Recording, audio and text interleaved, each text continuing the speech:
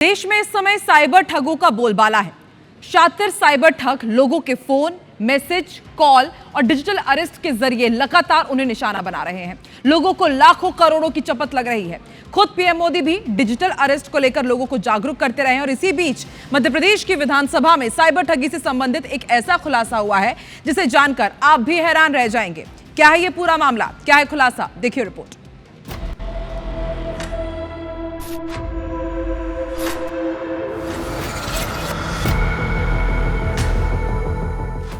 Cyber ठगी और digital arrest कितना खतरनाक है और इसके चलते लोगों के खून पसीने की कमाई कैसे ठग उड़ा ले जाते हैं, इसके बारे में खुद देश के प्रधानमंत्री नरेंद्र मोदी कई बार चिंता जता चुके हैं और मन की बात में डिजिटल फ्रॉड से बचने का संदेश भी दे चुके हैं।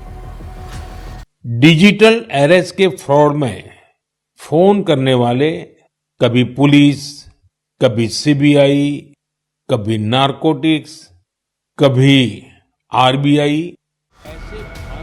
जहां एक ओर पीएम मोदी डिजिटल अरेस्ट की समस्या पर लोगों को जागरूक कर रहे हैं, तो दूसरी ओर तमाम जांच एजेंसियां राज्य सरकारों के साथ मिलकर काम कर रही हैं। लेकिन मध्य प्रदेश में इसका कितना असर हुआ, इसका जवाब खुद विधानसभा में एमपी सरकार की ओर से आया। दरअसल कांग्रेस विधायक जयवर्धन सिंह ने विधानसभा में सवाल पूछा था कि 1 मई 2021 से 13 जुलाई 2025 तक राज्य में कितनी साइबर ठगी की घटनाएं हुई। सरकार ने इसके जवाब में बताया कि 4 सालों में अब तक 1054 करोड़ रुपए की ठगी हुई है, लेकिन ठगी के केवल 1 करोड़ 94 लाख रुपए ही वापस दिलाए जा सके हैं। ये आंकड़े जैसे आए, कांग्रेस ने एक बार फिर सरकार और प्रशासन पर नाकामी के आरोप मढ़ दिए। कि वर्तमान में साइबर फ्रॉड को समाधान करने के लिए हमारे पुलिस व्यवस्था कितनी विफल है और जो भी उपक्रम या जो भी व्यवस्थाएं साइबर फ्रॉड को बेहतर टैकल करने के लिए करनी चाहिए हैं, वो व्यवस्थाएं पुलिस को मिले।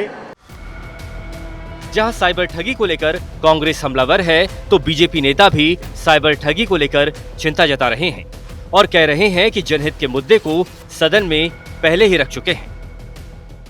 डिजिटल अरेस्ट, साइबर क्राइम की जो घटनाएं हैं, उनको लेकर मैंने पहले भी सरकार का ध्यान आकर्षित कराया था और सरकार ने इस दिशा पर अपने महत्वपूर्ण कदम भी उठाए हैं।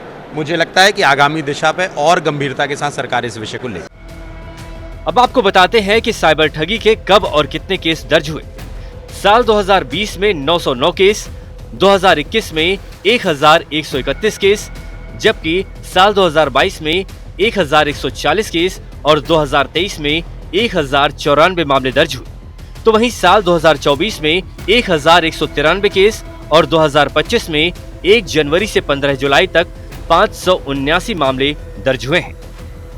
साइबर ठगी के बढ़ते आंकड़े और उन पर कार्रवाई की धीमी रफ्तार ने सरकार और पुलिस प्रशासन सबकी परेशानी बढ़ा दी है।